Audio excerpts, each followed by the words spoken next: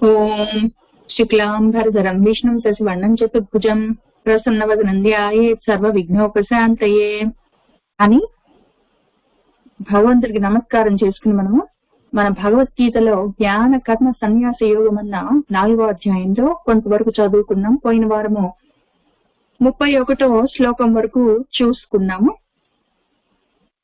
జీవితాన్ని యజ్ఞంగా నడుపుకుంటూ అప్పుడు దానివల్ల వచ్చిన ఫలితాన్ని ఆశ లేకుండా ఎక్కువ తక్కువ అని ఆలోచించకుండా ఉండడం ఎట్లా, ఉంటే ఏమి అని ఆయన చెప్తూ ఉన్న చోట మనము ఆపాము. అక్కడి నుంచి చదువుకుందాము. ఎన్నో విధాలుగా యజ్ఞాలుగా జీవితాన్ని గడపవలసి ఉంటుంది. ఏ కర్మ చేసినా యజ్ఞం లాగా చేయవలసి ఉంటుంది.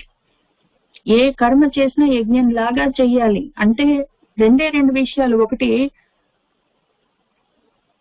కర్తృత్వ భావన లేకుండా చెయ్యాలి.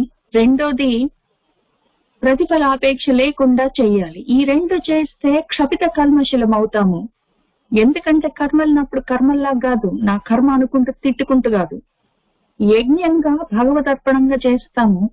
కాబట్టి కల్మశాలన్నీ క్షపితమయ్యి తర్వాత మెట్టి ఎక్కడానికి అవకాశం ఉంటుంది అని ఆయన చెప్పుకుంటూ వచ్చారు 30వ శ్లోకం వరకు.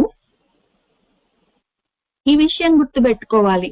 కర్మలను నా కర్మ అనుకుంటూ తిట్టుకుంటూ యజ్ఞంలాగా చెయ్యకుండా ఏదో విధంగా చేస్తే అవి పాపాలై పతన కారణాలై తగులుకుంటాయి, మళ్ళీ జన్మలు వచ్చి పడతాయి అని చెప్పుకుంటున్నప్పుడు యజ్ఞంగా ఎట్లా చేస్తాం అవే కర్మలు అన్నప్పుడు మళ్ళీ రెండు విషయాలు, కర్తృత్వ భావన లేకుండా అని ఒకటి, ప్రతిఫలాపేక్ష లేకుండా అని ఒకటి, రెండింటిని కలుపుకొని చేయాలి. ఆ రెండు లేకుండా చేయాలి అని చెప్పుకుంటున్నాం కదా ఎన్నిసార్లు. ఆ విషయం గుర్తుపెట్టుకోవాలి. ఎందుకంటే కింద మళ్ళీ ఇంకో శ్లోకంలో దాన్ని కలుపుకొని చెప్పుకోవాలి. అందుకని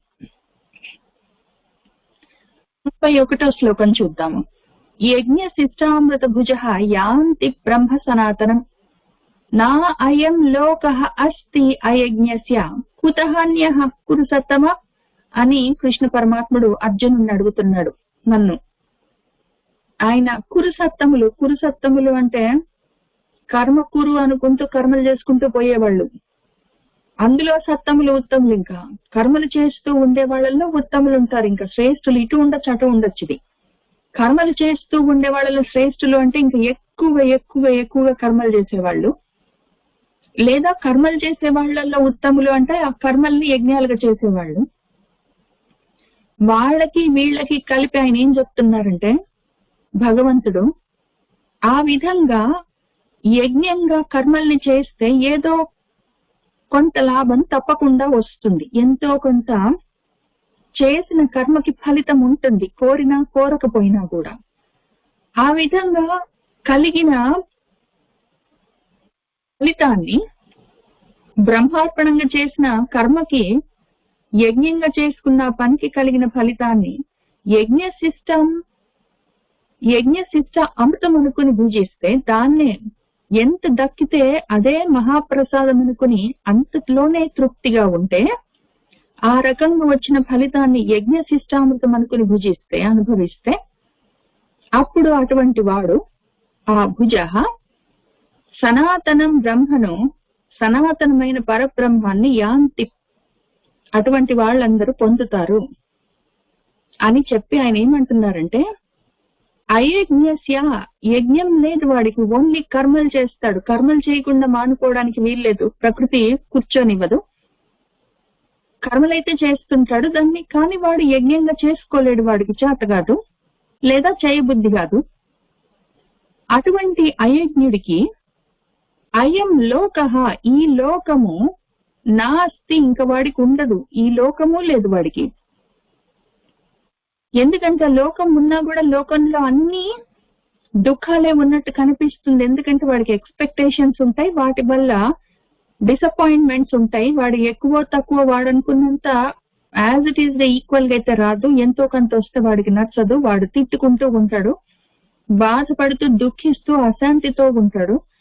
కాబట్టి ఈ లోకం ఉన్నవాడికి లేనట్టే, పైగా ఈ లోకమే ఇంత మాత్రం ఉంటే అన్యహ పరలోకం వాడికి కుతహ ఇంకెక్కడిది, ఎక్కడి నుంచి వస్తుంది వాడికి? కర్మల్ని యజ్ఞంగా చేయలేని వాడికి ఈ లోకము లేదు, పరలోకము లేదు. వాడిక్కడ అక్కడ ఏడుస్తూనే ఉంటాడు, దుఃఖాలతోటే ఉంటాడు, శాంతి లేకుండా ఉంటాడు. వాడు ఉండి లేనట్టే. లోకాలు వాడికి లేకుండా పోవు. అయజ్ఞుడికి కూడా ఈ లోకం ఉంటుందా? వాడు కూడా ఈ లోకంలోనే ఉంటాడు కదా. వాడు విసుక్కుంటూ తిట్టుకుంటూ బాధపడుతున్నా ఏడుస్తూనో ఏదో విధంగా నెట్టుకుంటూ వస్తాడు. వాడికి లోకం ఉంటుంది. అయితే వాడు ఉన్నా లేనట్టే. సుఖంగా లేనప్పుడు ఉండేం ఉపయోగము? అది మరణంతో సమానము అని ఆయన చెప్తున్నారు. యజ్ఞ శిష్టామృత భుజ యాంతి బ్రహ్మ సనాతనం నా అయం లోకః అస్తి అయజ్ఞస్య కుతః అన్యః పురుషోత్తమ.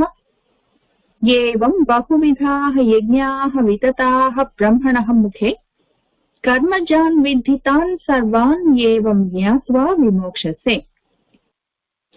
ఏవం ఈ విధంగా బహువిధాః యజ్ఞాః ఎన్నో విధాలైన యజ్ఞాలన్నీ పైన మనం చాలా శ్లోకాల్లో చెప్పుకుంటూ వచ్చాము. ఆయన ఎన్నో శ్లోకాల్లో బ్రహ్మార్పణం దగ్గర నుంచి మొదలుపెట్టి అంతకన్నా ముందు ఎందుకు యజ్ఞాలు చేయాలని చెప్పి ఎన్ని విధాలైన యజ్ఞాలు ఏ విధంగా వచ్చాయి అని చెప్తూ ఆయన ఇక్కడి నుంచి బ్రహ్మార్పణం నుంచి కింద వరకు ఎన్ని విధాలైన యజ్ఞాలు ఉన్నాయి చెయ్యొచ్చు అని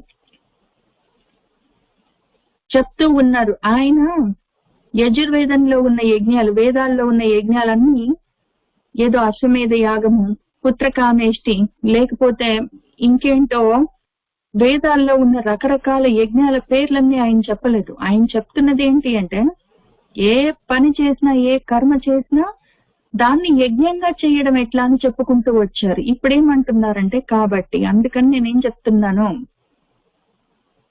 ఈ విధంగా బహువిధాలైన యజ్ఞాలన్నీ బ్రహ్మణః ముఖే, బ్రహ్మ యొక్క ముఖం నుండి వితతాః అవి వ్యాప్తి చెందాయి.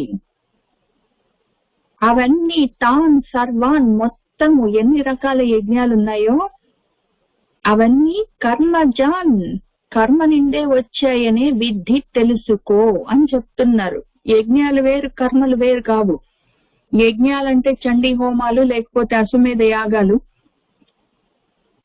అటువంటి హోమాలు, యాగాలు, యజ్ఞాలు అవి వేరేగా ఉంటాయి. వేదాల్లో సపరేట్ గా చెప్తారు. వాటికి వేరే ద్రవ్యాలన్నీ ఉంటాయి. ఋత్వికులు ఉంటారు, మనం వేరేగా ఇంకో రకంగా చేయాలి. అయితే అవి పక్కన పెట్టి ఎప్పుడో ఒకసారి అప్పుడప్పుడు చేసేవి.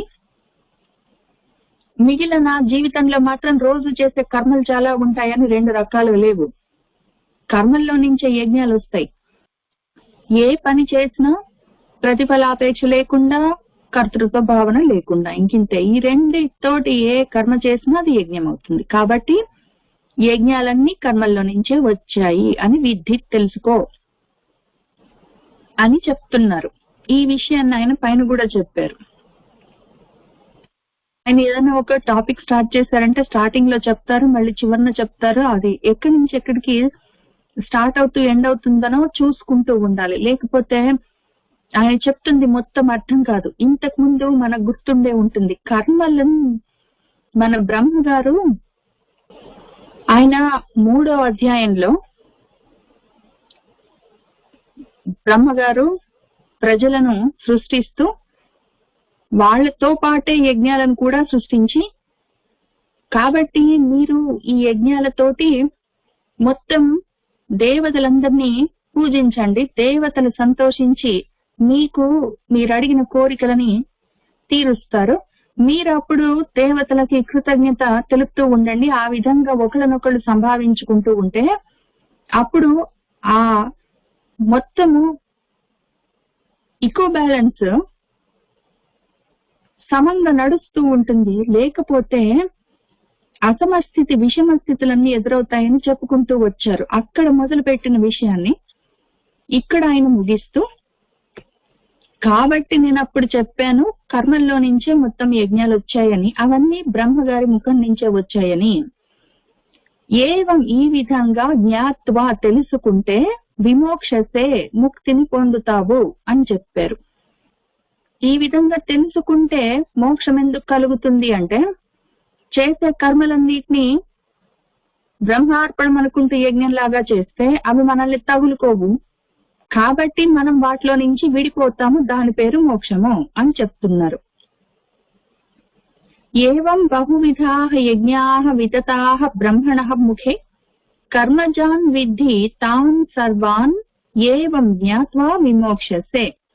మోక్షానికి ఇంకా వేరే షార్ట్ కట్స్ గానీ, బ్యాక్ డోర్స్ గానీ, ఇంకా ఆల్టర్నేట్ ప్లాన్స్ గానీ లేవు. మోక్షానికి ఇదొక్కటే మార్గం.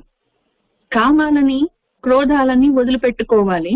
అవెట్లా వదిలిపెట్టుకుంటావంటే, లోభితనాలు పోవాలి, ఇది కావాలి అది కావాలన్న అపేక్షలు పోవాలి, నేను చేశానన్న అహంకారాలు పోవాలి. నేను చేశానన్నవి అహంకారాలు అహం, నాకు ఇది వస్తుంది అది వస్తుంది అన్నది నాది అన్నది మమ, అది మమకారం. అహంకారాన్ని మమకారాన్ని వదిలిపెట్టడమే మోక్షం. ఇంకా దానికి వేరే మెథడ్ లేదు, అది ఒక్కటే మార్గం. మనకి చేయబుద్ధి వేసినా చేయబుద్ధి కాకపోయినా, మనకి ఇష్టం ఉన్నా లేకపోయినా, ఇంకేదన్నా ప్లాన్ ఉందంటే ఏమి లేదు, ఇంకిదే చేయవలసింది, ఇంకిదే చెయ్యాలని అదే చెప్తారు. ఆయన ఏం మోసం చెయ్యరు, వేరువేరుగా రకరకాలుగా చెప్పి ఆయన పక్కదారేం పట్టించరు. నువ్వు ఇదే చెయ్యాలనే చెప్తారు ఆయన. నువ్వు చేసే కర్మలు నువ్వు యజ్ఞాలుగా చేస్తే అప్పుడు ఆ కర్మలు అవ్వవు, అవి అకర్మలు అవుతాయి, నిన్ను తగులుకోవు, అప్పుడు నువ్వు విడిపోతావు, అది మోక్షము, ఇంకింతే అని చెప్పారు. ఈ 3వ అధ్యాయంలో సహయజ్ఞాః ప్రజాః సృష్ట్వా పురా ఉవాచ ప్రజాపతిః అనేన ప్రసవిష్యధ్వం ఏషః వః అస్తు ఇష్టకామ దుక్ అని చెప్పారు. పురా పాతకాలంలో ప్రజాపతి బ్రహ్మగారు సహయజ్ఞాః యజ్ఞాలతో కలిపి ప్రజలను సృష్టించి వాళ్లతో ఈ విధంగా ఉవాచ చెప్పారు. ఆయన ఏమన్నారంటే, అనేనా వీటితో ఈ యజ్ఞాలతో మీరు ప్రసవిష్యధ్వం బాగా చక్కగా వృద్ధి పొందండి. ఏషః ఇవి వహ మీకు ఇష్ట కామ దుక్ అస్తు, మీ కోరిన కోరికల్ని తీర్చే కామధేనువులు అవుగాక అన్నారు ఆయన. అని దేవతలను అనేనా వీటితో ఈ యజ్ఞాలతో భావించండి. తే దేవాహ ఆ దేవతలేమో వహ మిమ్మల్ని భావిస్తారు.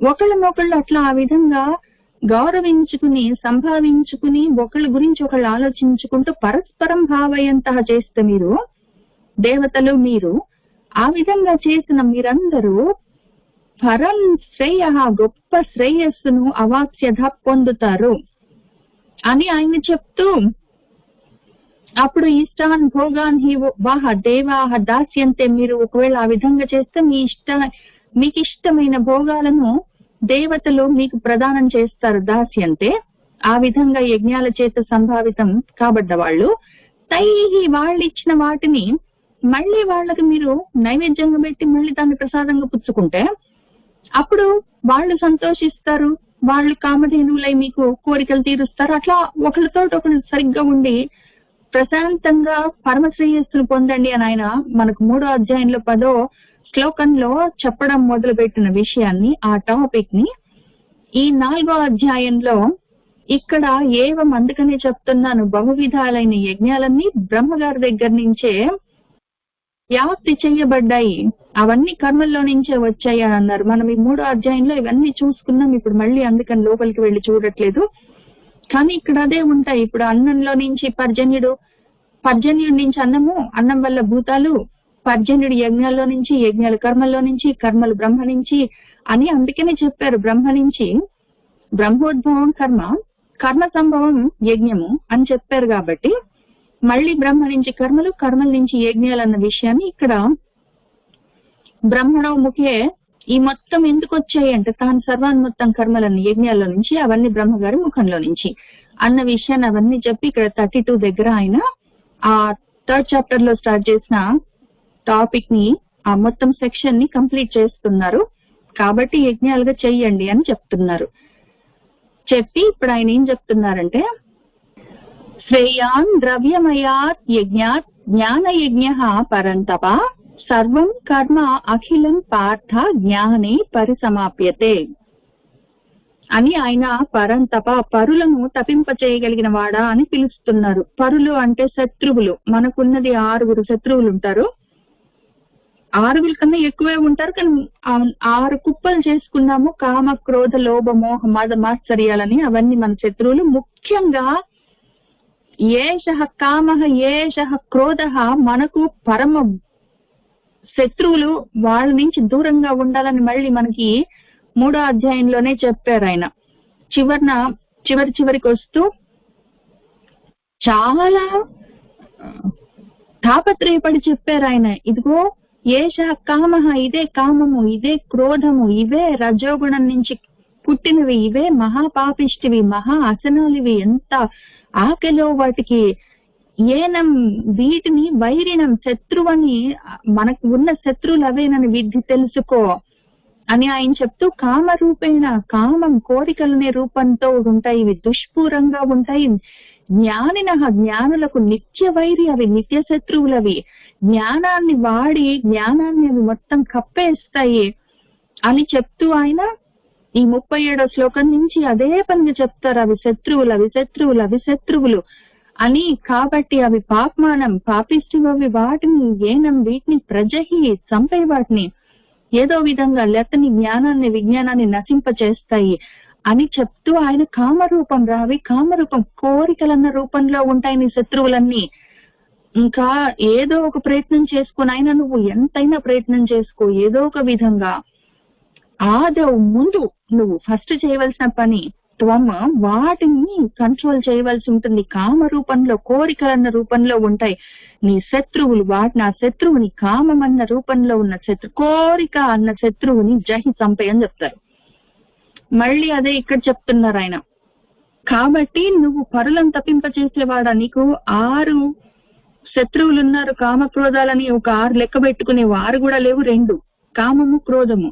అసలు 2 కూడా లేవు. కామము, ఆ కామం అన్నది ఆ శత్రువు. దాన్ని తపింప చేసే శక్తి నీకున్నది, దాన్ని తపింప చెయ్యి. అది తపించిపోకపోతే మాత్రం నువ్వేమైపోతావు అని పిలుస్తూ ఆయన ఏం చెప్తున్నారంటే, ద్రవ్యమయాత్ యజ్ఞాత్, ద్రవ్యమయమైన ద్రవ్యాలు ఉంటాయి, వస్తువులు, ఏవైనా పూజా ద్రవ్యాలు, యాగం కోసం ద్రవ్యాలు, అట్లాంటి ద్రవ్యాలు ఉంటాయి కదా. పూజ కోసం మనం చేసేవి దీపాలు, అగరత్తులు, ఏదో పళ్ళు, ఫలహారాలు, ఏవో ఒకటి, పూలు, గంధాలు, కుంకుమలు, ఇట్లాంటివన్నీ ద్రవ్యాలు. ఆ ద్రవ్యాలతోటి చేసే యజ్ఞాల కన్నా కూడా జ్ఞాన యజ్ఞ, జ్ఞానమయమైన యజ్ఞము శ్రేయస్కరమైనది. ఎందుకంటే పార్థుడు ఎందుకంటే పృథ్వీ, భూమి మీద పుట్టినవాడు, శరీరంతో ఉన్నవాడు, అన్నమయమైన ఈ స్థూల శరీరంతో పాటు కూడి ఉన్నవాడు పార్థుడు ఎవరైనా. కాబట్టి నువ్వు ఈ భూమి మీద పుట్టావు. ఎందుకు పుట్టావంటే కర్మలు చేయడం కోసం. కాబట్టి కర్మలు ఉంటాయి నువ్వు చేసేవి. అయితే ఈ కర్మలు నువ్వు ఏమైనా చేసుకో, ప్రతి కర్మకి ద్రవ్యం కావాలి. ఏ కర్మ అయినా సరే ద్రవ్యం లేకుండా, వస్తు సామాగ్రి లేకుండా కర్మ ఏది కుదరదు. ఏదైనా సరే దానికి వస్తువులు కావాలి.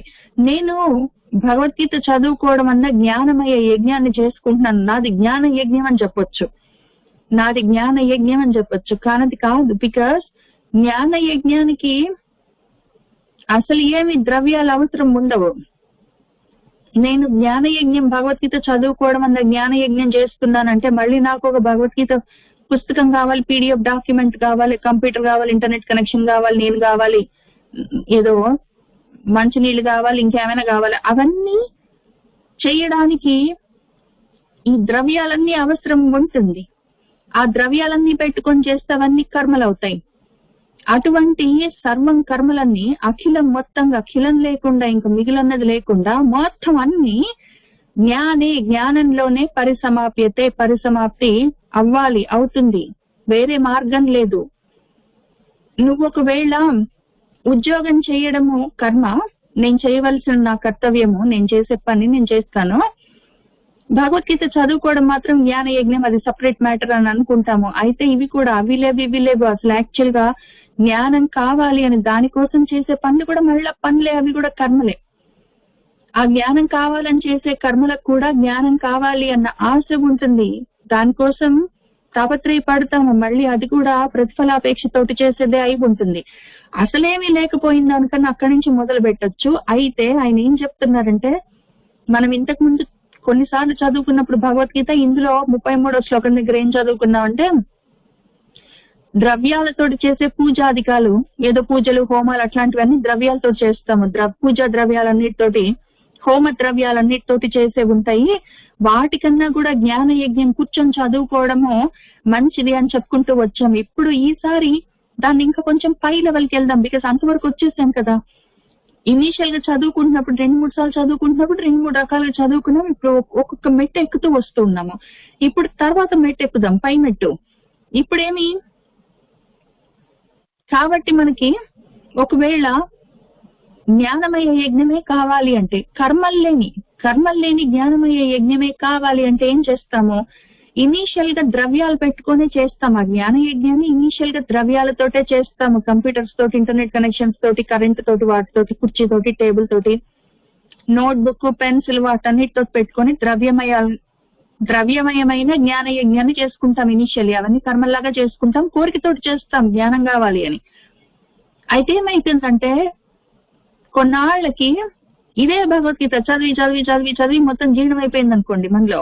ఇంకప్పుడు భగవద్గీత పీడిఎఫ్ కాపీ అక్కర్లేదు, భగవద్గీత బుక్ అక్కర్లేదు, కంప్యూటర్ అవసరం లేదు, ఇంటర్నెట్ కరెంట్ లేకపోయినా పర్వాలేదు. నేను ఎక్కడ కూర్చుంటే అక్కడ నాతోటే ఉంటుంది ఇంకా ఇన్ఫర్మేషన్. ఎందుకంటే నాలో జీర్ణమై ఉన్నది అది. దాన్ని ఎప్పుడు పడితే అప్పుడు నేను బయటికి తీయొచ్చు. అది ఇంకప్పుడు కూర్చోవాలి, నేను ఓపెన్ చేయాలి, నోట్బుక్ పెట్టుకోవాలి, చదువుకోవాలి, అర్థం చేసుకోవాలి అని అట్లాంటివి ఇంకా కర్మలన్నీ ఉండవు. ఊరికి లోపల ఉంటుంది, నా మనసు లోపల, నా బుద్ధి లోపల ఒక చోట కూర్చుంటాను కార్నర్ లో, ఊరికనే కూర్చోవడం కూడా కర్మ కదా అంటే, అయితే అయింది. మరి మొత్తం ఒక్కొక్కటి తగ్గించుకుంటూ పోతున్నాము. చప్పుడు చేయకుండా చోట కూర్చుంటాం, కళ్ళు మూసుకొని కూర్చుంటాం, లేకపోతే కళ్ళు తెరుచుకొని కూర్చుంటాం, ఏదో ఒకటి. అప్పుడు అందులో ఉన్న విషయాన్ని మననం చేసుకుంటూ పోతాం. అది నెక్స్ట్ స్టెప్. ఇంకా అప్పుడు ఆ ద్రవ్యాలు కూడా ఉండవు ఆ జ్ఞాన యజ్ఞానికి. కర్మలు కూడా తగ్గించుకుంటూ పోతాం. మొత్తం లేకపోయినా ఒకటో రెండో కూర్చోవడం, ఆలోచించుకోవడం, మననం చేసుకోవడం అన్న కర్మలు ఉంటాయి. ఆ తర్వాత మననం చేసుకుంటున్న కర్మలో కూడా చదువుకుంటున్నది, నేను మననం చేస్తున్నది నాకు అర్థం కావాలన్న ఆశ ఉంటుంది. వాటితో పాటు చేసుకుంటూ పోతాం. ఇంకా తర్వాత ఏమవుతుంది, ఇంకా ఆ మననం కూడా ఉండదు, ఇంకా ఊరికి భావిస్తాం దాన్ని. తర్వాత ఆ భావాలు కూడా తగ్గిపోతాయి. ఆ భావాలు తగ్గిపోయిన తర్వాత భావాతీతం అవ్వాలి. ఇంకా భావాలతో అసలు పద్యాలు గుర్తు రావక్కర్లేదు. అసలు ముందు ద్రవ్యాలు, ఏదో పీడిఎఫ్ డాక్యుమెంట్ ప్రింట్అవుట్ లో ఏవో ఉంటాయి, అవి ద్రవ్యాలు. అవి కూడా లేకుండా ఊరికి మనసులో ఆలోచించుకున్నది ఇంకా తర్వాత ఆలోచించుకున్న పద్యాలన్నీ గుర్తొస్తూ ఉంటాయి. మొత్తం పద్యాలు, శ్లోకాలు మొత్తం పైనుంచి కింద దాకా ఉన్నట్టే గుర్తు రాపోయినా విషయం గుర్తొస్తుంది. ఆ తర్వాత అది కూడా లేకుండా ఆ భావన ఊరికి భావనగా ఉంటుంది. అది కూడా దాటి భావాతీతం అయిపోయిన తర్వాత అనుభవంలోకి రావాలి. ఆ అనుభవంలోకి వచ్చి అక్కడ నిలబడిపోతే అప్పుడు అది పరిసమాప్తం అవుతుంది. ద్రవ్య యజ్ఞం అంటే ఏదో పూజలు చేసుకుంటూ అది ద్రవ్య యజ్ఞము, జ్ఞాన యజ్ఞం అంటే చదువుకోవడము. కాబట్టి పూజలు అవన్నీ మానేసి చదువుకోవడం దానికి వస్తే అక్కడ పరిసమాప్తం అవుతుందంటే కాదు. పూజలు చేయడం ద్రవ్యమయ యజ్ఞం కాదు. పైగా ఇంతవరకు ఆయన ఏం చెప్పారు, ఏ కర్మ చేసినా యజ్ఞంగా చేయమన్నారు. కాబట్టి ఏ కర్మ చేసినా అన్ని ద్రవ్యమయ యజ్ఞాలే. అన్నం వండుకోవడమైనా, ఆఫీస్కి వెళ్ళి రావడమైనా, స్నానం చేయడమైనా సరే ద్రవ్యాలు కావాలి దానికి. ఆ యజ్ఞానికి కూడా మంచినీళ్ళు, ఏవో స్నానం చేయడానికి నీళ్లు కావాలి, సబ్బు కావాలి, అవన్నీ కావాలి. అయితే ఈ ద్రవ్యాలన్నీ లేకుండా జ్ఞానం దాకా వెళ్ళి ఎక్కడో కూర్చొని ఆలోచించుకొని, ఆలోచనలు కూడా దాటి భావం కూడా దాటి భావాతీతమై, ఆ తర్వాత అనుభవమై నాలో కలిసి లయమైపోతే అప్పుడు అది ఇంకా అక్కడ అది పరిసమాప్తి చెందుతుంది. అవిట్లా ఆ ఒక కర్మ, ఈ ఒక కర్మ, భగవద్గీత ఒకటి కాదు. అఖిలమైన సర్వం కర్మలు, మొత్తం అన్ని కర్మలు అక్కడికి వెళ్ళి ఆగాలి. మొత్తం అక్కడికి వెళ్ళి ఆగితే ఇంకా అది అప్పుడు సర్వమంగళం. అది అక్కడికి వెళ్ళాలి. అది మన ప్రోగ్రామ్ అని చెప్తున్నారు ఆయన. శ్రేయాన్ ద్రవ్యమయాత్ యజ్ఞాత్ జ్ఞాన యజ్ఞ పరంతప సర్వం కర్మ అఖిలం పార్థ జ్ఞానే పరిసమాప్యతే తద్విద్ధి ప్రణిపాతేన పరిప్రశ్నేన సేవయా ఉపదేక్ష్యంతి తే జ్ఞానం జ్ఞానినః తత్వదర్శినః. తత్ దాన్ని అది ఎట్లా చెయ్యాలి అన్న జ్ఞానాన్ని తెలుసుకోవాలి. ఈలోగా అసలు మొత్తము ద్రవ్యమయమైన యజ్ఞాల కన్నా కర్మలన్నిటిని యజ్ఞంలాగా చేసుకుంటున్నావు కదా, అయినా కూడా కర్మలేవి చేసిన యజ్ఞంలాగా చేసినా కూడా అవి మళ్ళీ ఉన్నాయి ద్రవ్యమయమై. ఆ ద్రవ్యమయమైన యజ్ఞాలన్నీ జ్ఞానమయమైన యజ్ఞంగా మారాలి.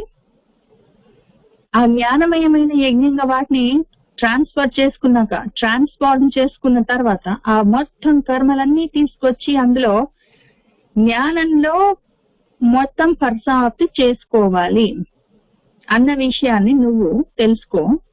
అది ఎట్లా వస్తుంది అంటే ప్రణిపాతంతో, పరిప్రశ్నతో, సేవతో నువ్వు ప్రయత్నం చేస్తే తత్వదర్శనం చేసిన వాళ్ళు జ్ఞానులు ఆ జ్ఞానాన్ని, ఆత్మ జ్ఞానాన్ని నీకు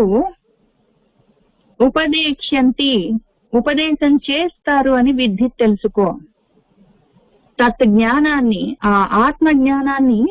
ఆ ఆత్మజ్ఞానం దర్శనం చేసిన వాళ్ళు తాత్వికంగా తత్వతః ఉన్నట్టు దర్శనం చేసిన వాళ్ళు ప్రణిపాతం పరిప్రశ్న సేవ చేస్తే నీకు ఆ జ్ఞానాన్ని వాళ్ళు నీకు ఉపదేశం చేస్తారని తెలుసుకో అని చెప్పారు. ఇందులో ఈ 3 విషయాలకి మనం ఇంతకు ముందు కూడా చాలా సార్లు అర్థాలు చెప్పుకుంటూ వచ్చాం. ప్రతిరోజు మనం గుర్తొచ్చినప్పుడల్లా, అవసరం వచ్చినప్పుడల్లా వాటి అర్థాలు ఏంటని చూస్తాం. మళ్ళీ చూద్దాం. ప్రణిపాతం అంటే, పాతం అంటే పడేయడం, పతనం అంటే పడడం, పాతం జలపాతం లాగా. ఆ పాతానికి నిపాతం అని యాడ్ చేశారు. నిపాతం ఇంకా ఫాస్ట్ గా పడిపోవడం.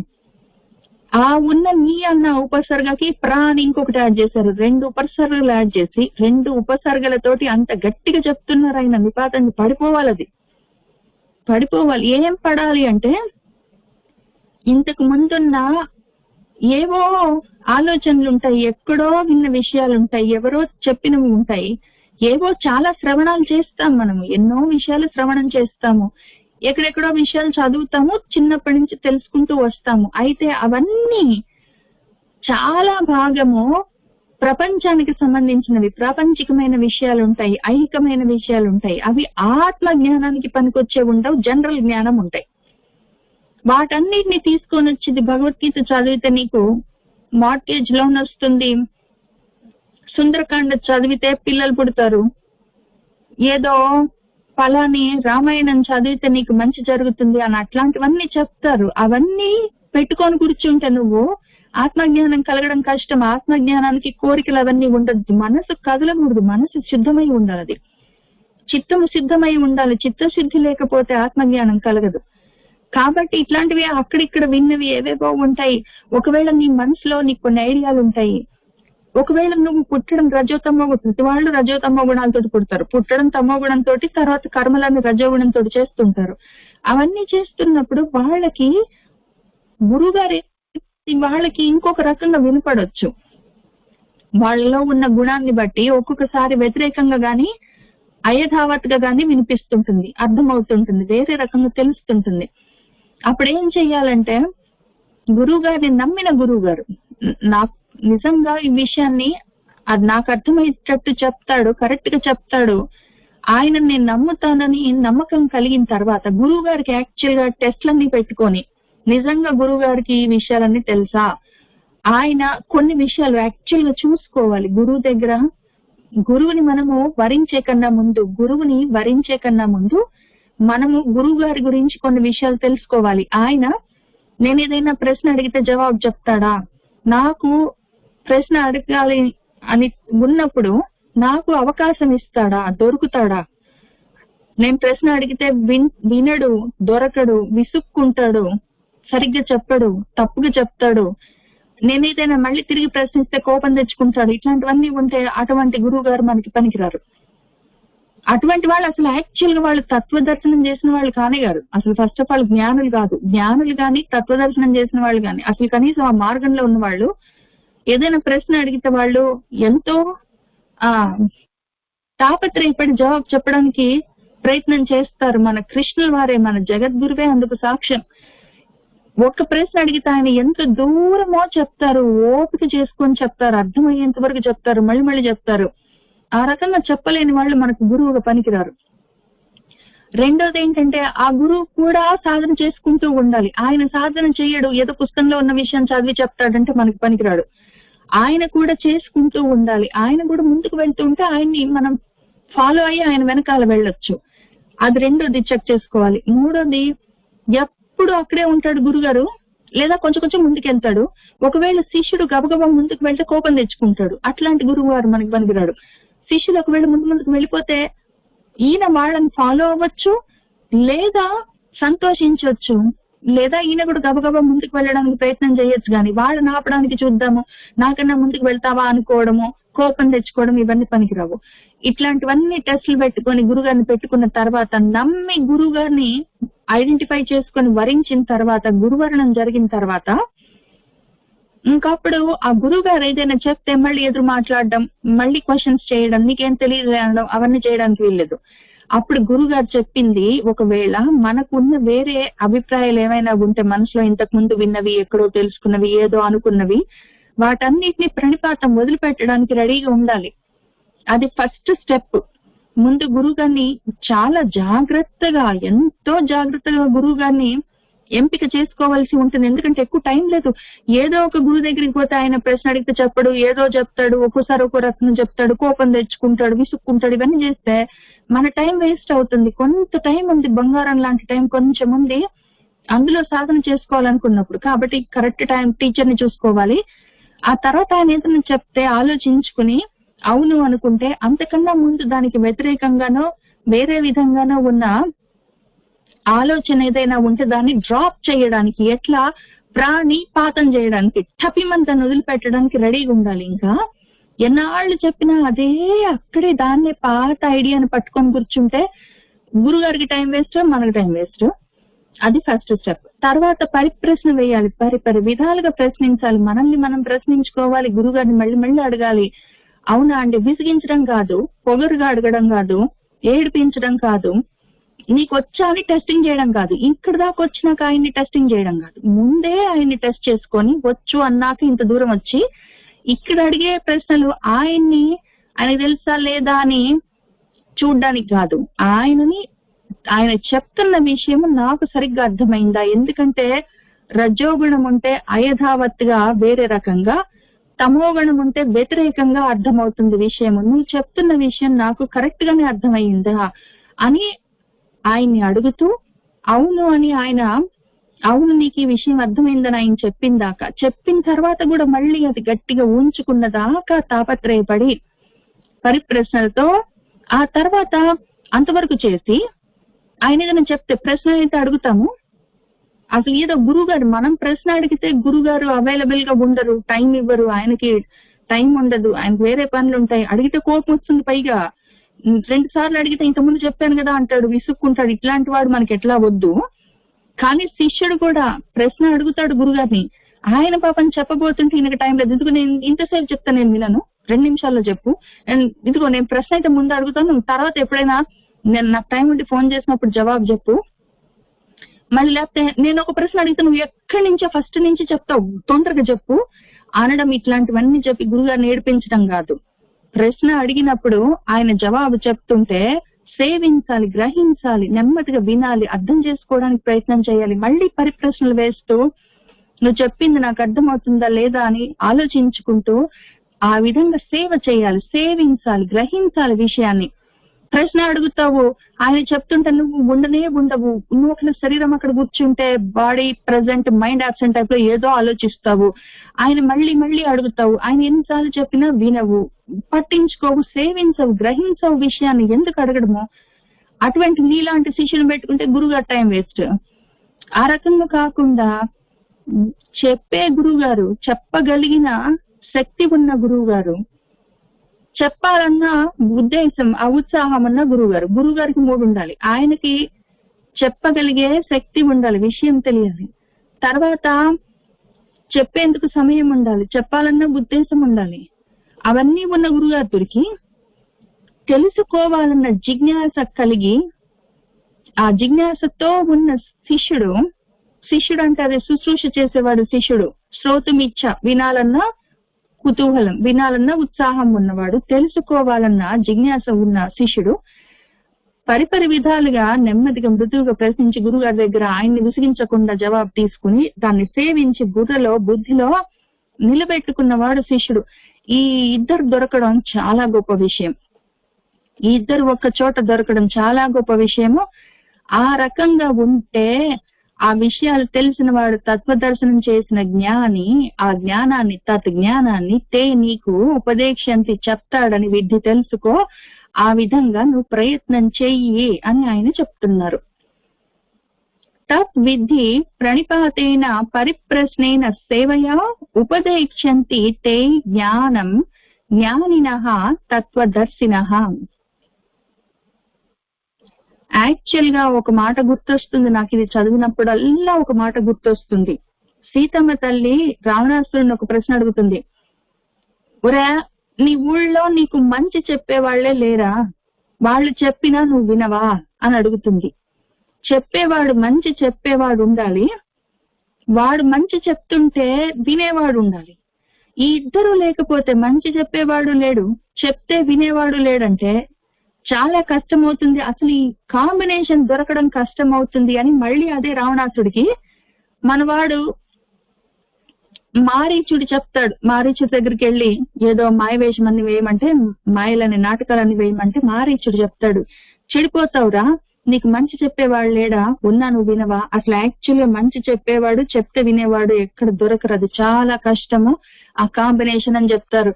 అది అంత ముఖ్యమైన విషయం. యాక్చువల్ గా రామాయణం నిండా దాని గురించి ఎంత మాట్లాడతారో వాల్మీకి మహర్షి. ఆయన ఇదే విధంగా ప్రణిపాతం చేసి, ఇంతకు ముందు ఆయన మనసులో ఏమున్నాయో తెలియదు, ఆయనకు ఒక క్వశ్చన్ ఉండే, అసలు ఈ సమయంలో సాంప్రతం, ఈ టైంలో, ఈ లోకంలో ఈ మొత్తం లక్షణాలు ఉన్నవాడు ఉన్నాడా అని ఆయన ప్రశ్న వేశారు. అప్పుడు మన నారదుల వారు చెప్పిన విషయాన్ని ఆయన సేవించాడు. ఆ విధంగా నారదుల వారు చెప్పిన విషయాన్ని సేవించింది ఎవరు చెప్తున్నది? తత్వదర్శి అయిన, జ్ఞాని అయిన నారదుల వారు చెప్తుంటే ప్రణిపాతం, పరిప్రశ్న, సేవ చేయడానికి సిద్ధంగా ఉన్న శిష్యుడు వాల్మీకి మహర్షి ఆ జ్ఞానాన్ని పుచ్చుకున్నారు. ఆయన ఉపదేశం చేస్తారు. అట్లాంటి గురు పరంపరతో వస్తుంది, దాన్ని వినడానికి, తెలుసుకోవడానికి రెడీగా ఉంది కూర్చుంటే ఎన్నో తెలుసుకోవచ్చు. ఇంకొక విషయం కూడా చెప్తాను. తెలుసుకోవాలన్నా ఆ విపరీతమైన కోరిక ఉంటే చెప్పే గురువు వాడే నడుచుకుంటూ వస్తాడు, వాడే ఏదో ఒక విధంగా వస్తాడు. చెప్పేవాళ్ళు లేరని కాదు, తెలుసుకునేవాడికి ఇంట్రెస్ట్ లేకపోతే గురువులే కనపడరు. కనిపించారు అంటే వాడికి వినేవాడని అర్థం. వాడు ఆ తర్వాత యజ్ఞాత్వా నా పునః మోహం ఏవం యాస్యసి పాండవ ఏన భూతాని అశేషాని ద్రక్ష్యసి ఆత్మని అథ మయి. ఇదొకటి చాలా ముఖ్యమైన శ్లోకం చెప్పారు ఆయన. పాండవ వర్ణం అంటే తెల్లటి, తెలుపని అర్థం. మనస్సు తెల్లగా ఉన్న వాళ్ళు, సత్వస్థితిలో ఉన్న వాళ్ళకే ఆయన భగవంతుడు చెప్తున్న ఈ విషయం అర్థమవుతుంది. వాడి మనసు ఎర్రగుందో రజోగుణంతో, నల్లగుందో తమ్ము గుణంతో అంటే వాడికి ఏం తెలియదు చెప్పినా కూడా. ఆయన ఎవరికి చెప్తున్నారంటే ఎంతో కొంత సత్వాన్ని పెంచుకుని రజోతమ్మ గుణాన్ని తగ్గించుకున్న వాళ్ళ కోసం చెప్తున్నారు.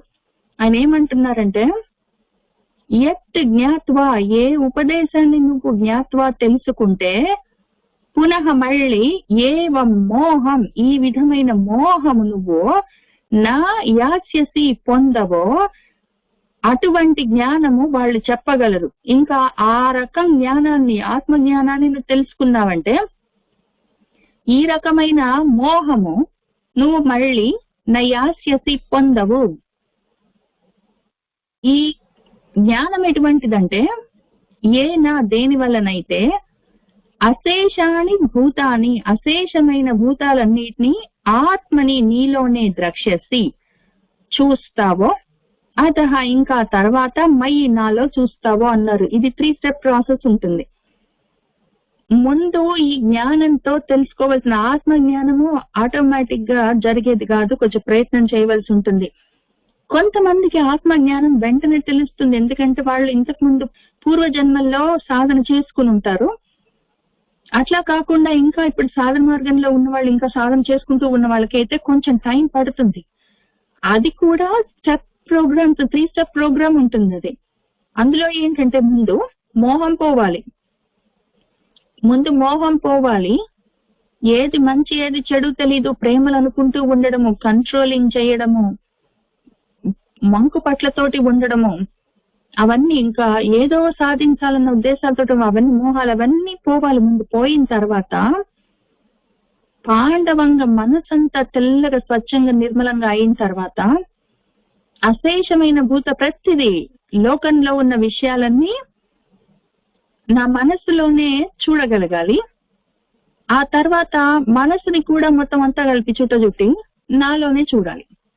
ముందేం చెయ్యాలంటే బయట కనిపిస్తాయి విషయాలన్నీ, ఆ బయట కనిపిస్తున్న విషయాలన్నీ ఎక్కడి నుంచి వచ్చాయి అని ఆలోచించుకోవడమే ఆత్మజ్ఞానం అంటే. అసలు యాక్చువల్ గా ఆత్మజ్ఞానం చెప్తున్నారు ఆయన. ఆత్మజ్ఞానం అంటే ఏంటంటే బయట కనిపించేవి, నా కళ్ళ ముందు కంప్యూటర్, టేబుల్, గోడ, ఈ ఊరు, ఈ మొత్తం దేశము, భూమి, పైన ఆకాశము, పీటలు, చెట్లు, ఇవన్నీ అవన్నీ ఎక్కడి నుంచి వచ్చాయి? నా మనసులో నుంచే వచ్చాయి. నేను ఒకవేళ అందులో కూడా మళ్ళీ 3 స్టెప్ ప్రాసెస్ అనుకున్నాం కాబట్టి అదే విధంగా చెప్పుకోవాలి. ఫస్ట్ నేను కళ్ళు మూసుకున్నాను అనుకోండి, నేను కళ్ళు మూసుకుంటే నాకేం కనిపించదు ఇంకా బయట. నేను కళ్ళు మూసుకుంటే లేవు, కళ్ళు తెరిస్తే ఉన్నాయి అన్నవి నిజమా? అది సత్తా, అది అసత్తా? కళ్ళు తెరుచుకున్నా మూసుకున్నా ఎప్పుడూ ఉండేది సత్. నేను కళ్ళు మూసుకుంటే కనిపించదు, తెరిస్తే కనిపిస్తాయంటే ఇంకా అదేమో సత్తగా అసత్ పదార్థం. అది కాక నా కన్ను ఎంత దూరం పారుతుందో అంతవరకే నాకు తెలుస్తుంది. అవతల ఎక్కడో ఉన్నట్టు తెలియదు. కళ్ళు తెరుచుకొని ఉన్నా కూడా ఆ ఎదురుగా గోడ ఉంది, గోడతో ఏముందో నాకు తెలియదు. ఇంకా అట్లాంటివన్నీ లేనట్టే లెక్క. అటువంటివన్నీ ఉంటాయి. అది కాబట్టి ముందు జడమైన నా శరీరముకి ఉన్న కన్నుతో చూడడం అన్నది ఒకటి ఉంటుంది. అది చూస్తే చూడడం లేతలేదు, అది తెరుచుకొని ఉంటే చూడడం లేతలేదు. రెండో స్టెప్ ఏంటంటే నా మనసు చూడాలి. నేను అక్కడే ఉండి కళ్ళు తెరుచుకొని ఉన్నా కూడా నా మనసు అక్కడ లేకపోతే నాకేమీ కనిపించదు, ఇంకా లేనట్టే లెక్క అనే వాడుతున్నా నేను మాటికి. ఎందుకంటే అక్కడ ఉంటే ఉన్నాయి, ఎక్కడో పక్కన ఊళ్ళో చెట్లుంటే ఉన్నాయి, ఆ ఇంకేదో పక్కన వేరే దేశంలో ఏదో పళ్ళు కాస్తాయి. నాకు ఇక్కడ ఉన్న దానికి నా కంటికి కనిపించకపోతే అవి లేనట్టే కదా. అది కూడా పైగా పోనీ ఎక్కడో వేరే దేశంలో కూడా కాదు, నా ఇంటి ముందే ఉంది చెట్టు, దానికి కాయలు కాసింది, నేను ఆ చెట్టు ముందే నిలబడ్డాను, కళ్ళు తెరుచుకొని దాన్నే చూస్తున్నాను. కానీ నా మనసు అక్కడ లేకపోతే ఆ చెట్టు లేదు, చెట్టుకున్న కాయ లేదు. నేను అక్కడ ఉన్నా కూడా అది లేదు అంటే ఇంకప్పుడు అది అసత్ పదార్థం. కాబట్టి ఏం కావాలి? ఈ కన్ను తెరుచుకుంటే ఉన్నది లేవతలేదు, మనసు అక్కడ ఉంటే ఉన్నది లేవతలేదు, ఇట్లాంటివన్నీ కాదు. దాని వెనకాల నేననున్నాను, అందులో ఉంటాయి. నాలో నుంచి ఈ మనసులో రిఫ్లెక్ట్ అయ్యి మనసులో నుంచి నా కంటి ముందు ఉండి కనిపిస్తున్నాయి. ఆ కంటి ముందున్న వాటిని రోల్ బ్యాక్ చేసి నా మనసులో ఉన్న వాటిని రోల్ బ్యాక్ చేసి నాలో చూసుకోవడం ఎట్లా అని నేర్పించేదే ఆ బ్రహ్మజ్ఞానం. కంటి ముందున్న దాన్ని రోల్ బ్యాక్ చేసి వెనక్కి తిప్పి నా మనసుతో సహా అన్నిటిని కలిపి నాలో చూసుకోవడం నేర్పించేదే ఆత్మజ్ఞానం. బ్రహ్మజ్ఞానం అన్నా అదే, ఆత్మజ్ఞానం అన్నా అదే. ఆ రకంగా ఎట్లా ద్రాక్షసి ఎట్లా చూస్తావో ఆ చూసే చూపును, ఆ దివ్య చక్షును, ఆ జ్ఞానాన్ని, ఆ జ్ఞాన చక్షువును నీకు వాళ్ళు ఉపదేశిస్తారు అని విధి తెలుసుకో. దానికి 3 స్టెప్ ప్రాసెస్. అగైన్ ప్రణిపాతం, పరిప్రశ్న, సేవ చేస్తే చెప్పగలిగిన వాళ్ళు ఉంటే, వాళ్లకు నీ మీద చెప్పాలన్న ఉద్దేశం కలిగితే, నీకు చెప్పాలన్న ఉద్దేశం వాళ్ళకి కలిగితే వాళ్ళప్పుడు నీకు ఉపదేశం చేస్తారు. ఆ విధంగా బయట లేవు, మొత్తం విషయాలు నీలోనే ఉన్నాయి. నీలో అంటే నీ మనసులో కూడా కాదు, మనసు కూడా నీ నుంచే వచ్చింది. అది కూడా మొత్తం రోల్ బ్యాక్ చేసి మొత్తం అంతా నీలో చూసుకునే శక్తి నీకు కలుగుతుంది. ఆ శక్తి ఏమి? జ్ఞానం అన్న శక్తి. అది కలిగిన దాకా నీ వెంట ఉండి నిన్ను నడిపిస్తారు. ఒక్క రూపంలో ఉండరు. ఒకవేళ కావాలంటే ఎన్ని రూపాలైనా ఉంటారు. నీకు ఎంత దూరం నీ సాధన వెళ్తుందో ఆ స్థితికి కావాల్సిన గురువు నడుచుకుంటూ వస్తాడు. నీకెందుకు దాని గురించి ఆలోచిస్తున్నావు? నువ్వు ఏమి చెయ్యాలో, ఎట్లా ప్రయత్నం చేయాలో నువ్వు అట్లా చేస్తే నీకు కావాల్సినవని మొత్తం అవే ప్రకృతి సమకూరుస్తుంది. మొత్తం universe will make sure that you'll get everything that you need to get that kind of knowledge. భయపడవలసిన అవసరం లేదు. యత్ జ్ఞాత్వా న పునః మోహం ఏవం యాస్యసి పాండవ ఏన భూతాని అశేషాని ద్రక్ష్యసి ఆత్మని అతః మయి అపి చేత్ అసి పాపేభ్యః సర్వేభ్యః పాపకృత్తమః సర్వం జ్ఞానప్లవేన ఏవ విజ్జినం సంతరిష్యసి. ఒకవేళ సర్వేభ్యః పాపేభ్యః, సర్వమైన అన్ని విధాలైన పాపాలంటే ఏంటి? మనకు పాపాలు ఒకటే ఉన్నాయి. విషయము కోరికలే మన పాపాలు, కామాలే మన పాపాలు. అన్ని రకాలైన కామాలు, కోరికలు ఉన్నాయి. వాటి వల్ల కోపాలు ఉన్నాయి, వాటి వల్ల ఇంకేంటో ఉన్నాయి. అవన్నీ మన పాపాలు, పతన కారణాలు, మళ్ళీ మళ్ళీ జన్మలకి హేతుభూతాలు. అవన్నీ నువ్వు మొత్తం ఉన్నవన్నీ ఎన్ని రకాల కోరికలు ఉన్నాయో అన్ని పెట్టుకొని కూర్చున్నావు అనుకో, అటువంటి పాపకృత్తముడు అనుకో. పాప కార్యాలు ఇంక కోరికలతోటే, ఆ కాంక్షలతోటే, ప్రతిఫలాపేక్షలతోటే నువ్వు కర్మలన్నీ చేసేవాడివే అనుకో. అందులో కూడా తమం అనుకో, ఇంకా సూపర్లేటివ్ డిగ్రీ అనుకో. అపిచ్చేత్ అయినా కూడా, ఆ విధంగా నువ్వు అసి అయి ఉన్నా కూడా, జ్ఞానప్లవీన జ్ఞానం అన్న పడవెక్కి కూర్చుంటే నీ యొక్క సర్వం వృజినం, నీ మొత్తం పాపం లో నుంచి నువ్వు సంతరిష్యసి దాటిపోతావు. అంతే విషయం. పాపాలు చేస్తే చేసావు. పాపాలు చేయడం అంటే మర్డర్లు చేయడం, దొంగతనాలు చేయడం, ఇంకేంటో చేయడం పాపాలు. ఆ పాపాలు ఆ ఒక్కటే పాపాలు కావు. ఆ పాపాలు యాక్చువల్ గా బయటపడి కనిపిస్తాయి. దొరికితే పట్టుకుంటారు, జైల్లో వేస్తారు, రకరకాల శిక్షలు వేస్తారు. ఆ పాపాలు సరే. మనం చేసే నాలాంటి వాళ్ళు ఇట్లాంటి పాపాలు ఎక్కడ? మర్డర్లు, దొంగతనాలు పాపాలన్నీ ఎక్కడ చేస్తారు? బ్యాంకులు రాబరీలు అవన్నీ చేసే పాపాలు నాలాంటి వాళ్ళు చేయలేరు. ఏదో పుటిన్ లాగా ఏదో యుక్రెయిన్ ని లేకపోతే పక్కన జార్జియాని వాటిని మింగేయడానికి చేసే ప్రయత్నాలు, మొత్తం నేలమట్టం చేసి వందల కొద్ది, వేల కొద్ది, లక్షల కొద్ది మనుషుల్ని చంపేయడం అన్న పాపాలు, అటువంటివి ఆ లెవెల్ పాపాలు చేసేవాళ్ళు రాక్షసులై ఉంటారు. వాళ్ళని లేపేయడానికి వేరే ప్రోగ్రామ్ ఉంటుంది. దేవతలందరూ ఆలోచించుకొని చేయవలసింది పాపాలు కాదు. నాలాంటి మామూలు మనుషులు చేసే పాపాలేంటి? ఏవో కోరికలతోటి పనులు చేయడం. ఏ పని చేసినాడు? భగవద్గీత చదివినా కూడా నేను చెయ్యను కానీ చెప్తున్నాను. భగవద్గీత చదివాను ఎవరైనా వినేవాళ్ళు ఉంటే నాకేమైనా నెలకు 10 రూపాయలు ఇస్తే తీసుకొని ఈ భగవద్గీతను చెప్దాం అన్నవి కూడా ప్రతిఫలాపేక్ష కోసం చేసే కర్మలు, అవి పాపాలు. అటువంటివి నువ్వు రకరకాలుగా చేసేవే అనుకో, ఇంకా చేస్తున్నావు అనుకో. అయినా కూడా జ్ఞానమన్నా పడవెక్కి కూర్చున్నావంటే ఆ పాపంలో నుంచి నువ్వు తరించిపోతావు, దాటిపోతావు అని చెప్పారు ఆయన. ఎందుకు అంటే జ్ఞానం ఉన్నది అంటే ఆ కర్మల్ని పాపాల్లాగా ఎందుకు చేస్తావు? కోరికలతోటి ఆ కర్మల్ని అప్పుడు నువ్వు యజ్ఞాల్లాగా చేస్తావా? అకర్మలు అవుతాయి, నేను తగులుకోవు. కాబట్టి నువ్వు దాటిపోకేం చేస్తావు? ఇంతే విషయం. అపి చేత్ అసి పాపేభ్యః సర్వేభ్యః పాపకృత్తమః సర్వం జ్ఞానప్లవేన ఏవ విజ్జినం సంతరిష్యసి.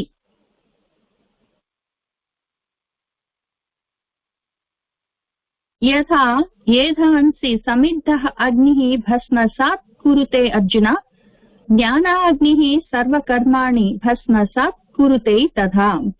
అర్జున, మళ్ళీ అర్జున పుష్పం కూడా తెల్లగా ఉంటుంది. పైగా ఇప్పుడు ఏంటంటే లాభం, ఇంతకుముందు పాండవ అన్నప్పుడు తెలుపు అని అర్థము. ఇక్కడ అర్జున పుష్పం అంటే వికసిస్తూ ఉంటుందని అర్థం. వికసిస్తున్న సత్వగుణంతో కూడిన తెల్లటి మనసు అని అర్థం.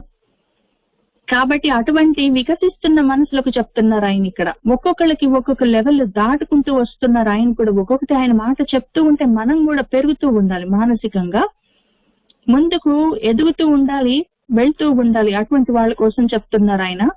కాబట్టి అర్జున, యథా ఏ విధంగానైతే సమిద్ధ బాగా మండుతున్న అగ్నిలో, జ్వలిస్తున్న అగ్నిలో, ఏధాంసి ఎండు పుల్లలన్నీ తగలబడిపోతాయో, ఏ విధంగానైతే జ్వలిస్తున్న అగ్ని ఎండు పుల్లలన్నిటినీ భస్మసాత్ కురుతే మొత్తం భస్మీభూతం చేస్తుందో, మొత్తం బూడిద కుప్ప చేస్తుందో, భగభగా మండుతున్న అగ్ని ఎండు పుల్లల్ని ఏ విధంగా బూడిద కుప్పల్ని చేస్తుందో, తథా అట్లానే జ్ఞానాగ్ని, జ్ఞానమన్న అగ్ని, భగభగా మండుతున్న జ్వలిస్తున్న జ్ఞానమన్న అగ్ని సర్వ కర్మాణి, కర్మలన్నిటినీ భస్మసాత్ కురుతే, భస్మీభూతం చేస్తుంది అని చెప్పారు. అందుకని మనం పైన చెప్పుకున్నాం కదా, ఈ కర్మలకి 2 విషయాలుంటాయి. వాటిని విరిచేసి తీసుకొచ్చి అగ్నిలో పడేయాలి. జ్ఞానాగ్ని దగ్ధ కర్మాణం అని చెప్పుకున్నప్పుడు 2 విషయాలు ఉంటాయి.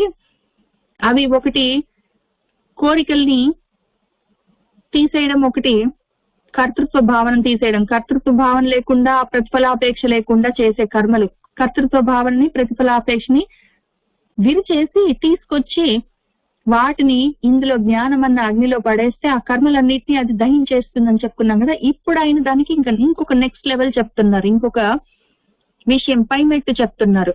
పచ్చి పుల్లల్ని, పచ్చి కట్టెల్ని తీసుకొచ్చి వేస్తే అగ్నిలో కూడా అవి మండడం కష్టం. బాగా పొగ చూరుతుంది, పొగ బాగా చూరుతుంది, అంతేగాని అవి సరిగ్గా మండవు.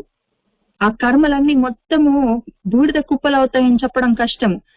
ఏవి మండుతాయి, ఏవి తగలబడిపోతాయి అగ్నిలో అంటే ఎండు పుల్లలు.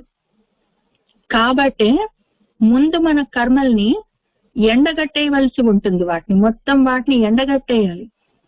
వాటి మీద కోరికలు గాని, ఆశలు గాని, దీనివల్ల ఇది వస్తుందని గాని, రాలేదన్న కోపం గాని, ఇంకా వస్తే బాగుండన్న లోభితనం గాని, అటువంటివన్నీ లేకుండా ముందు వాటిని ఎండగట్టేస్తే అప్పుడేమవుతుందంటే ఆ ఎండిపోయిన పుల్లల్ని తీసుకొచ్చి జ్ఞానం అన్న అగ్నిలో పడేస్తే భస్మం అయిపోతాయి. ఇంకా ఉండవు, సర్వకర్మలన్నీ మొత్తం ఖాళీ అయిపోతాయి, మొత్తం అన్ని కాలిపోతాయి, ఖాళీ అయిపోతాయి.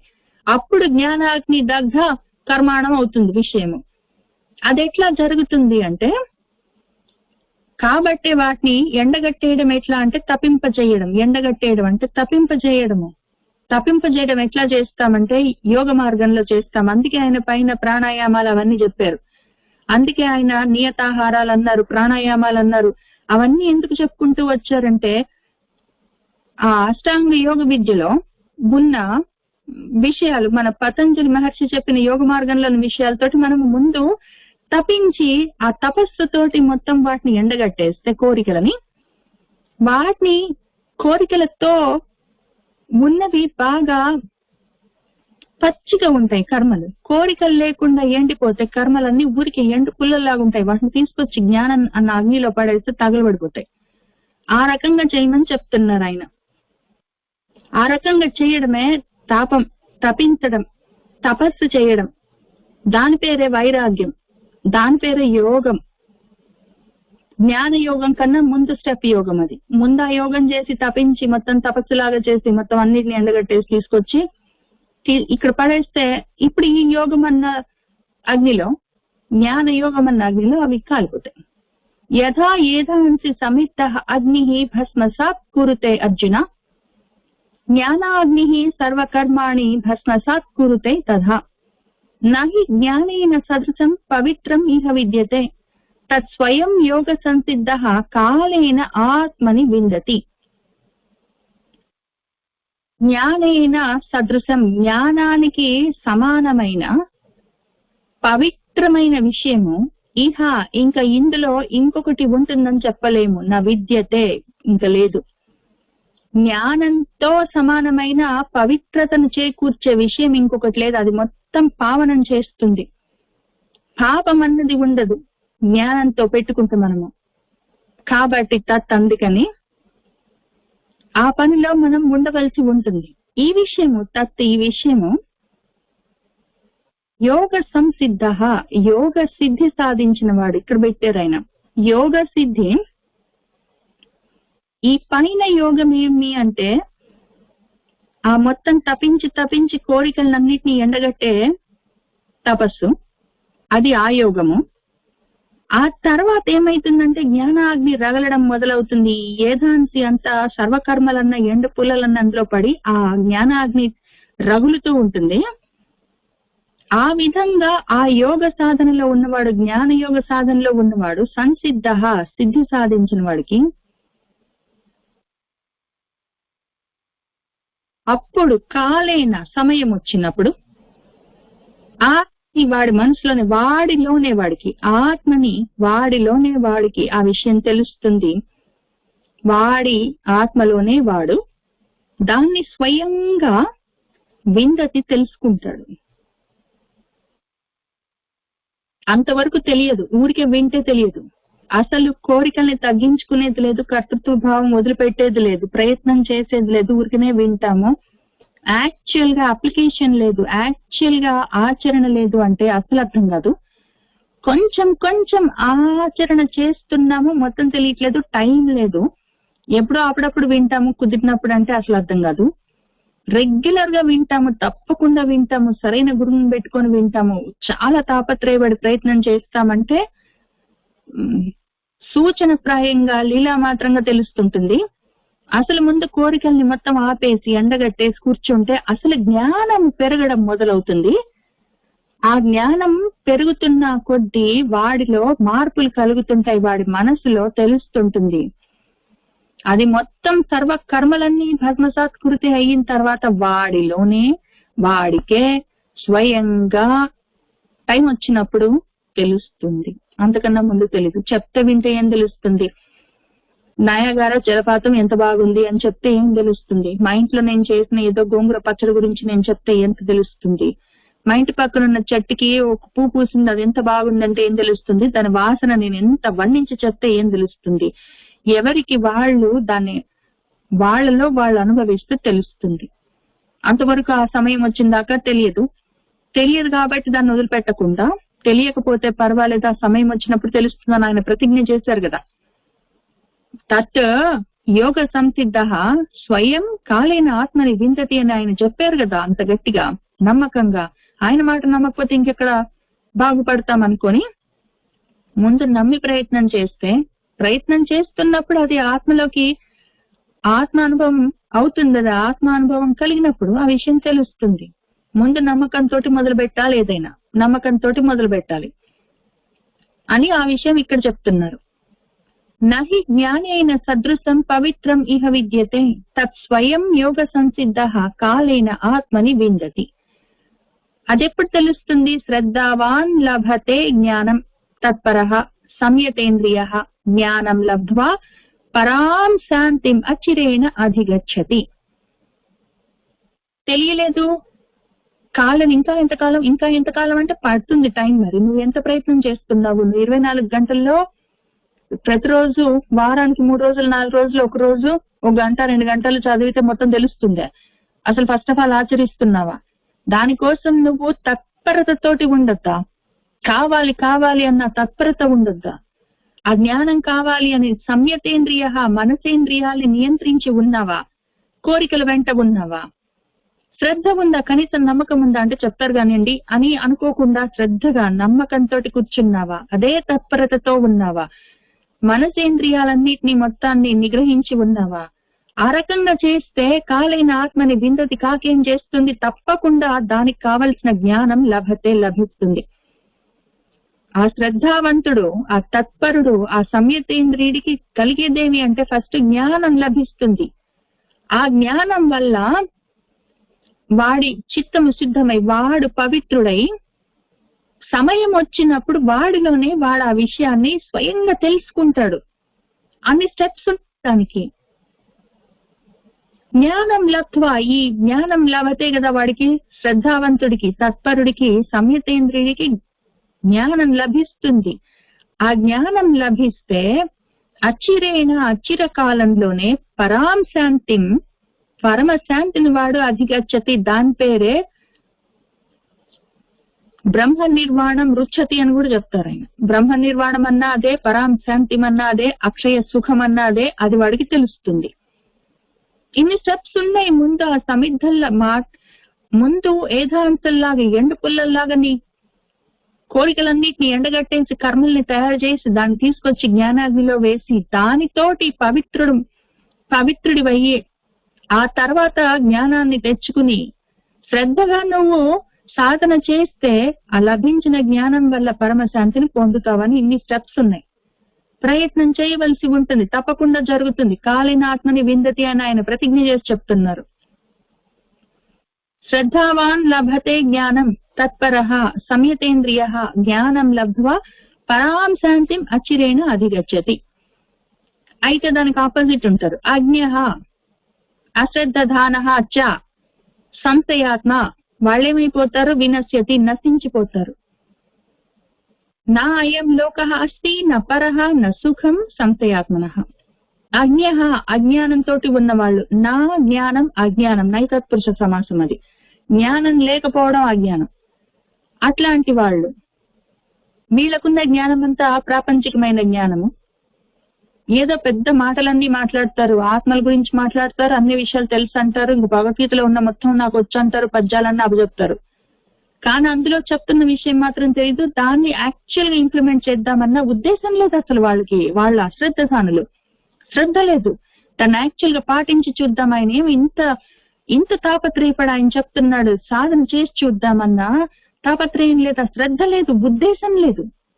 ఇంకెందుకు అనుమానాలు, పైగా అవుతుందా కాదా, నా వల్ల అవుతుందా, తర్వాత చూద్దామా అని.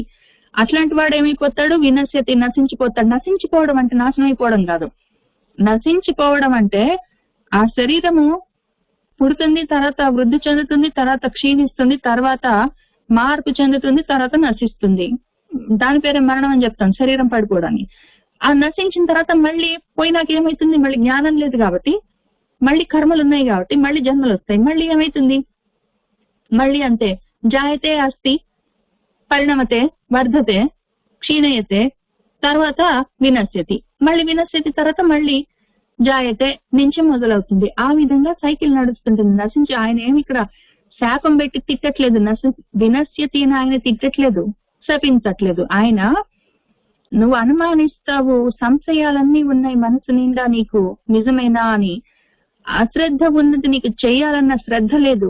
జ్ఞానము కావాల్సిన జ్ఞానం రాలేదు. ఎందుకంటే నీకు ఆ మనసు చిత్తము శుద్ధం ఎక్కడైంది, పవిత్రం ఎక్కడైంది, ఎక్కడ నీ జ్ఞానాగ్ని మొదలైంది అసలు రగలడము, ఎక్కడ నీ కర్మలాగే చేస్తూనే ఉంటావో, ఏమీ లేనిది జ్ఞానం ఎక్కడ కలిగింది? కాబట్టి అజ్ఞానంలోనే ఉన్నావు ఇంకా. కాబట్టి నీకు శ్రద్ధ లేదు, అనుమానాలు పైగా. అప్పుడేమవుతుంది? మళ్ళీ శరీరం పడిపోతుంది దానికి టైం వచ్చినప్పుడు. కాలేనా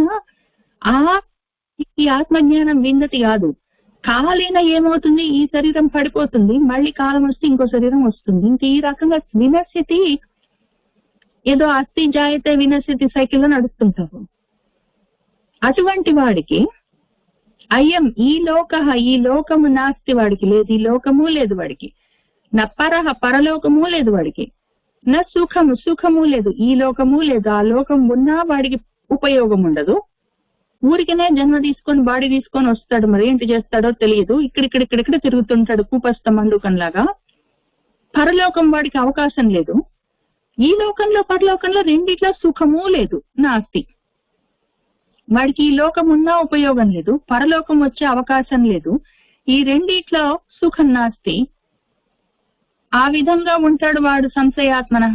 ఏమవుతాడు మరి? ఈ లోకం లేదు, పరలోకం ఎట్లా లేదు, ఈ లోకంలో తిరుగుతుంటాడు వాడు, వినశ్యతి అవుతూ ఉంటాడు, పుడుతుంటాడు, పోతుంటాడు. ఆ విధంగా ఉంటాడు ఆ సంశయాత్మకుడు.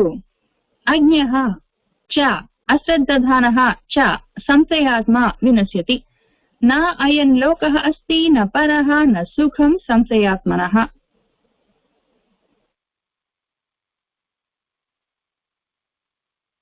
యోగ సన్యస్త కర్మాణం జ్ఞాన సంచిన్న సంశయం ఆత్మవంతం న కర్మాణి నిబధ్నంతి ధనంజయ.